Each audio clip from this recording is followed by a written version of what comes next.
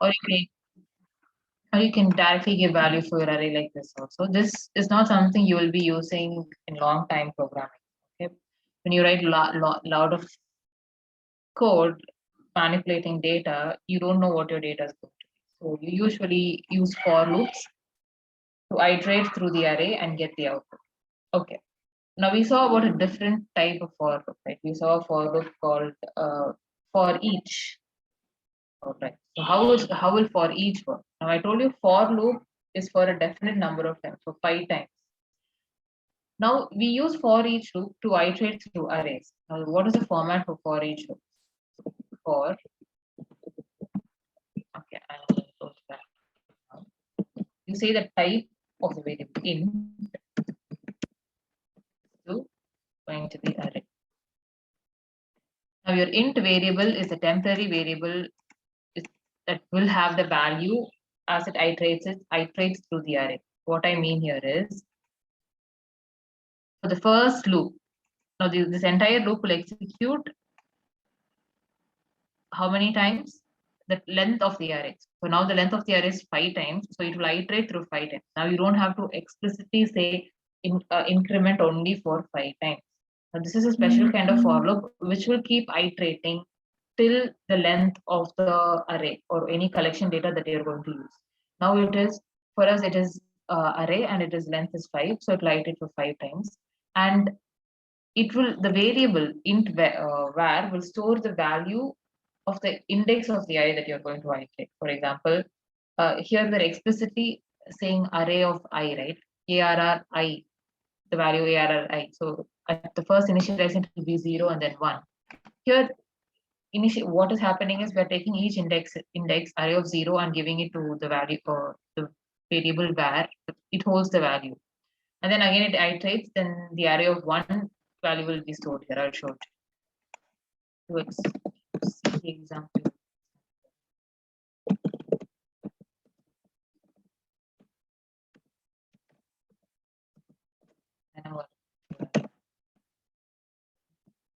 Now if you see, you will see the same thing.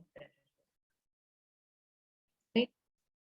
Now I did not explicitly mention give me array index of, I did not explicitly mention my index for the array because what's essentially happening is here, it is iterating through the array and assigning that value to the value variable. So in the first iteration, the value is 0, and then the second iteration, the value is 3, and the subsequently in the as it goes on, the value keeps changing.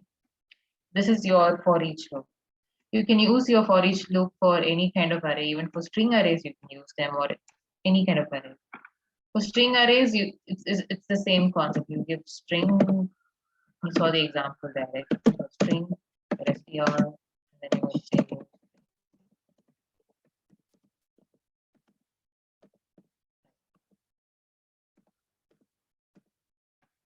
all of this. This is how you use arrays and your for loops and your for each loop.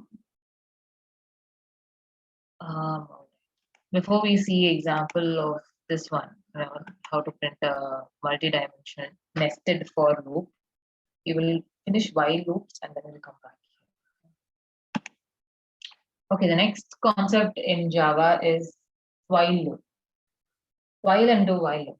Okay, so while loop, if you don't know how many times you're going to do something, you don't know the number of times you have to iterate through an array. Suppose the first time it can be for 5 times, then sometimes it can be for 8 times, or sometimes it can be for 9 times. You don't know the exact count of how many times you're going to iterate or loop through your code, then you use a while loop. Okay, so what a while loop does is it keeps checking a condition on top. It keeps, if you look at the syntax here, while condition, it will keep checking the condition. Till the condition is true, it will execute the statement. And once the condition is false, it comes out of the state. Okay, so it will say if I is for the same for loop that we did there, we will use it with while statement to understand. So you will say while I is less than 5, and the increment or the decrement statement that we explicitly wrote for loop on top in the for loop syntax itself, we will be writing that part inside the statement. That is your while loop. Next is your do while loop. So your do while loop is again a similar concept. If you don't know the number of times you want to execute something, you use your do while loop. The difference between your while loop and the do while loop is while loop checks the condition first. Okay, it will check the condition first. Your do while loop will check the condition after the bunch of code. So ideally, the do while loop will execute the code at least once. Even if the condition is false, it will execute that bunch of code once because the condition check is happening only after the execution of the code, right? So it will first execute the code and then it will come and check the condition. So once it is false, it will leave back. If the condition is still true, it will go and execute the code first. Okay. Use your do while loop when you want to execute a bunch of code at least once, whether the condition is true or whether the condition is false. You want to execute it at least once, then you use your do while. So you use your do while thing.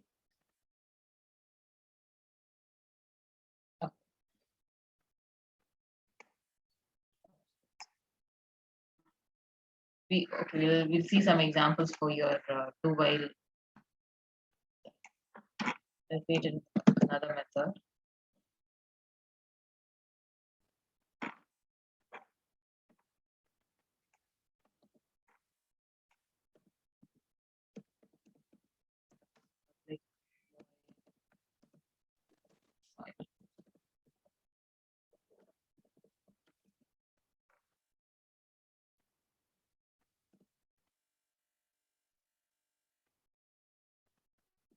So syntax for your while loop would be while, your condition, and then your loop, right?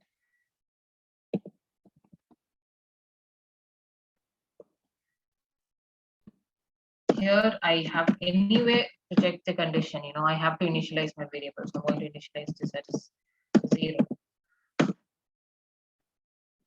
Then I'm going to say while I is less than 5. Can I say print? Let's do a very simple.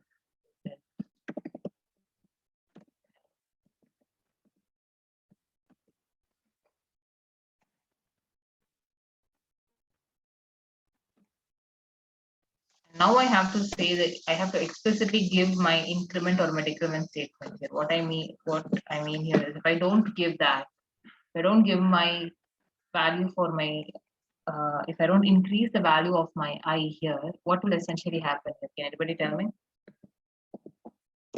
First, let's execute with this, and then I'll show you what will happen.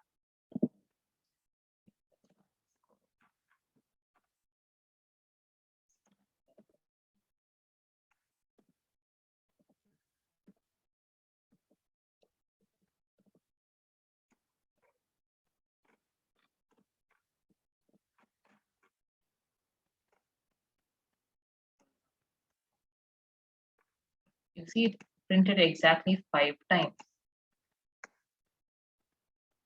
Now, if I don't give this operator, I don't give that. I commented out my increment statement, my increment part of the code. Can you see my console is going on and on printing?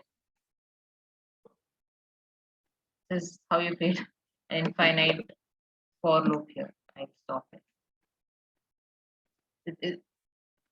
It went on printing because the condition was always true. I did not increment it. I did not increment my I value. So it went on. This is infinite loops and infinite loop concepts. So if you're not careful with your conditions, if you're not careful with how you declare, how you initialize, and how you increment, you will lead to these problems.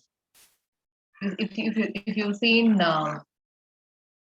movies or any kind of cybercrime movies, they'll be printing this error constantly. It's simple. This is how they would have done it.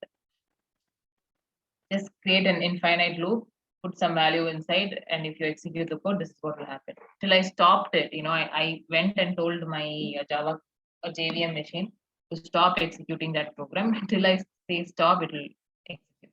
It printed maybe at least 20 to 30 times more than that. That's your while loop. So difference in your do while loop. This is your while loop. You see your do while loop.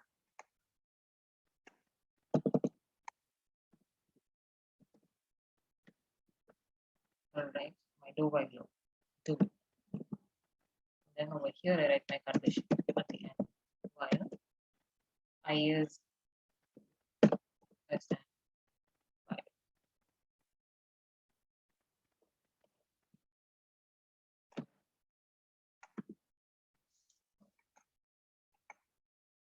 Now we'll print the same thing and see here. Okay.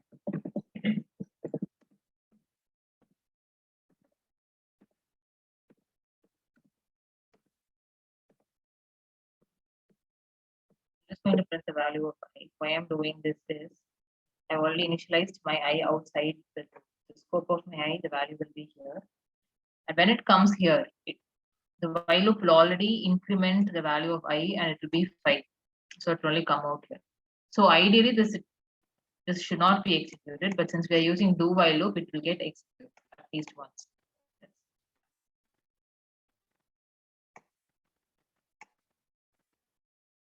See, my condition is actually I has to be less than 5, and I did not say less or equal to 5. I just said less than 5. Even though it was less than 5, you can see the code that I wrote here getting executed once because we're checking the condition only after executing that code. And even here, I forgot my increment and decrement operator. If I was not careful with my code, even this one could have gone in infinite loop.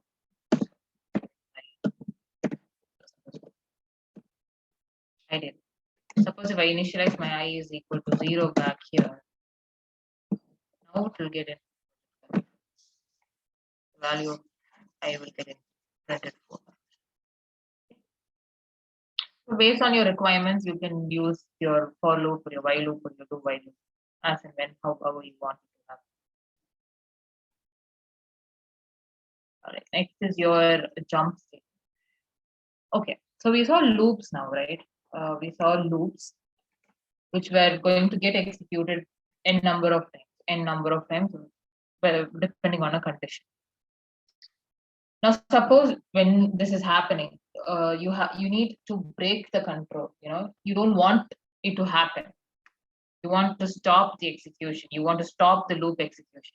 Suppose you already gave a code, you are expecting it to run for 10 times. You're expecting it to run for 10 times, but then you want to stop at the 5th time or 6th time based on some condition, can be any condition. Okay, we will see an example for that. You want to break it and you don't want to run the loop again. At the 6th time, if you want to stop it and you want to come out, how do you use that? How do you do that? Because you have written the code asking the Java to run the code for 10 times. But if you want to stop it in the middle, if you want to stop the iteration in the middle, if you want to stop the looping process in the middle and you want to say stop, how do you use that? We have you have 2 jump statements for that. First is the break statement. Now, the break statement will actually stop the execution of the loop. Okay, the break statement will stop the execution of the loop. See, once the Java encounters a break statement, it will stop the loop and it will come outside the loop. The control will go back to outside the loop. We will see examples for that also. And the next is the continue statement. Now, your continue statement, is that you don't want a bunch of code to get executed at a particular condition, but you want the looping to still continue. Suppose in the 5th loop, you are going to iterate your bunch of code for 10 times. And in the 5th loop, you don't want to execute the code, but a part of the code, or you don't want to execute the full code. But you want the looping to continue. You want it to go to the 6th time and the 7th time. And those conditions you use you use the continue state. Examples.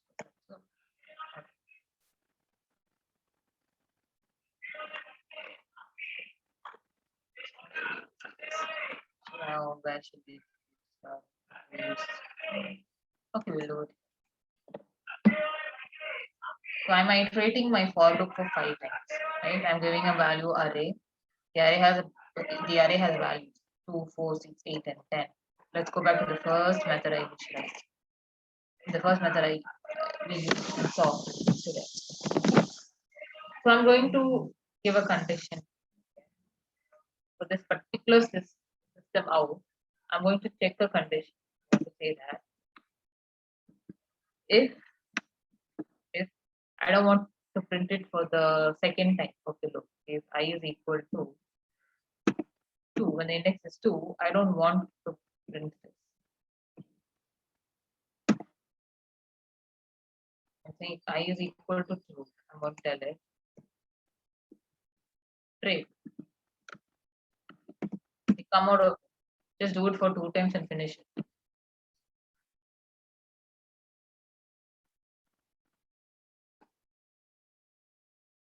We will see the sum now. Okay. See what the value is going to be when I see this.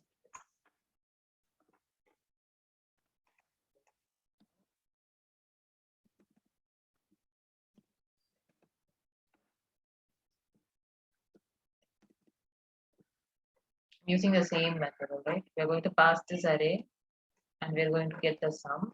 But at the second iteration, at the third, actually the third index, I'm going to say break out of it. I don't want you to add everything.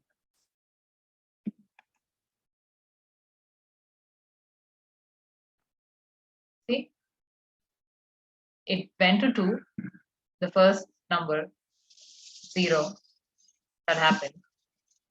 1, 4 got printed. And then for 3, summation happened. You know, the sum happened. Because 2 plus 4 is what? 6. And then 6 plus 6 is 12. The sum happened. But this one did not happen. No, I asked it to print the array. It did not happen because here my code encountered the break statement, which told the Java to break out of the for loop. Told it, don't do anything else. I don't want you to do any other code. It will not bother about any code after it encounters a break statement. Okay. As soon as it sees the break statement, it will see what loop is there. Okay, I'm inside a for loop. I need to come out of the for loop. So it came out of the for loop. Now that is your break state.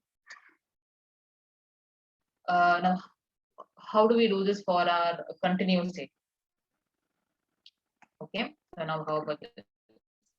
We'll do this. And I'll remove the break statement. I want to give continue now. Let's see what happens when I give continue instead of break. Can anybody tell me what will happen? Do you have any idea what you guys think will happen now for this bunch of code? Anyone? Okay, all right. We'll see how we'll execute and see what happens.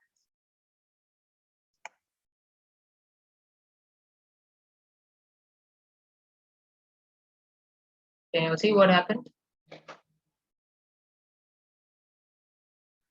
What happened here is we are printing the value of an array, right? We are printing whatever value that we are passing.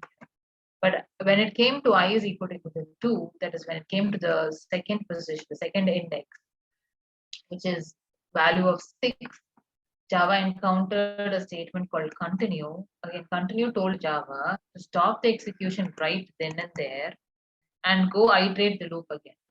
So what actually happened is code of this one, you know, the sum where we are printing the array did not get executed. That's why we have 2, 4, 8, and 10. For the value of 6, we don't have that executed. If I comment this entire thing out and if I do it again, you will find 2, 4, 6, 8, and 10. This is the power of your break and your continuous. You can use it when and as you want it to happen. Next is a concept we have what we have 8 minutes. Called nested for loops. Okay, we'll just see one example of nested for loops.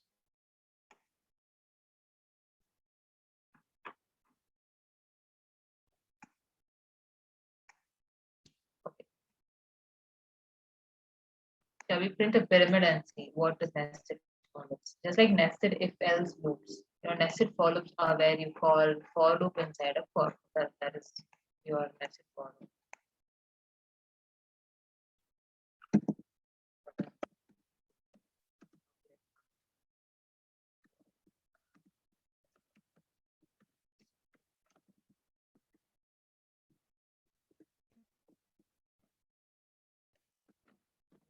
First is for yeah, I prefer give my conditions. This is my nested for. I'm giving a loop inside a loop. I is equal to how many times should we have that here? So I is equal to 4, I is equal to 1, and then I less or equal to 4, then I plus plus.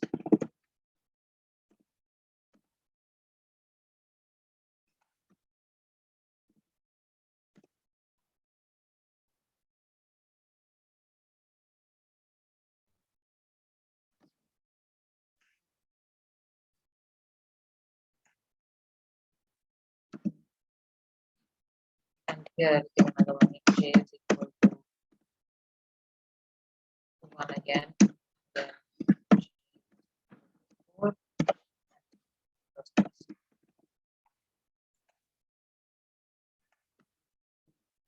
So how will this happen? This will happen. This loop will get executed for every iteration of code. So what it means is when I is equal to 1, this loop will get executed 4 times. When I is equal to 2, this loop will get executed 4 times. When I is equal to 3, this loop will get executed 4 times. Because now we have said executed for 4 times. So ideally, when I print something now, I will get an output like the one that was at the bottom. I will get something like this.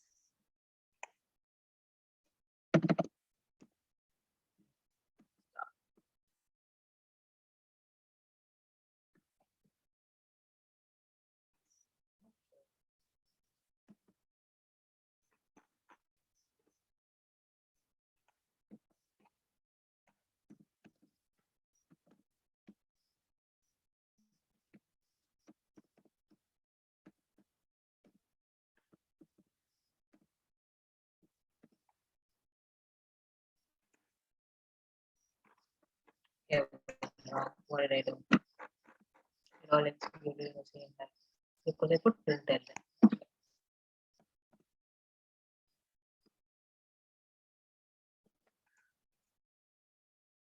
I printed everything in a new line. Okay, even if I do this now, I think it'll all come in a straight line. It all came in a straight line. You don't want that, right?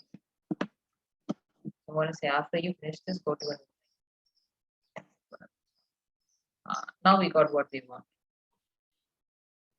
We got something like this. Now, if you want it to be a pyramid shape, what do you change here? You will change your I to be less or equal to your, I mean your J to be less or equal to your I. And this should work. See, we got a pyramid. So you have a lot of exciting programs, a little bit more complicated than what I showed you. For example, today, you will find it in your HackerRank, your HackerRank, your Hacker Earth, the Coding Bank, all of these websites. Go ahead, try them, because the longer you work on it, you will understand these concepts. Like for even now, when I was working, I forgot that I want to print together. Like I was using println and I did not notice that. So as I keep working on only, you will understand different statements, different uses, how you can manipulate each of them, the mistakes that you will be making. The syntax will get stronger when you practice your programs. Okay, you don't need an Eclipse or IDE. You can use your own Chrome browser and you can execute and see. I'm saying like keep practicing. Only then you will become strong in your basics. Okay, everyone. So with this class, that's it for our decision-making control statements. With this class, I think a basic of any programming, a basic programming concept in Java syntax is kind of over. Okay, from next class, we will see about inheritance. We'll see about some OOPS concepts like inheritance, polymorphism. We'll see about collections, all of these, another couple of more classes. You'll see all of this. Some OOPS concepts and how those OOPS concepts you can use in your Java for Java with Java syntax. We'll see that. Okay, that's it. That's the class for today. Thank you. Okay.